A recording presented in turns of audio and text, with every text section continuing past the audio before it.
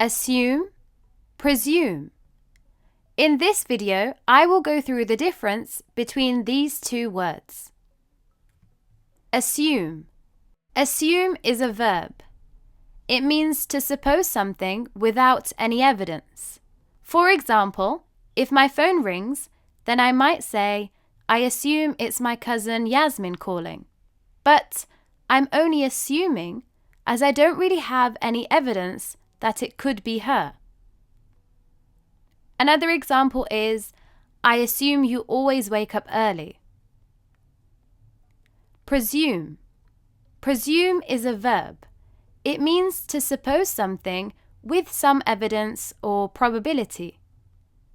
For example, if my phone rings at 6 p.m. and I know that my cousin Yasmin rings me every day at 6 p.m., then I can presume that it will be her. So, I presume it's Yasmin calling. Another example is, I presume she's a teacher.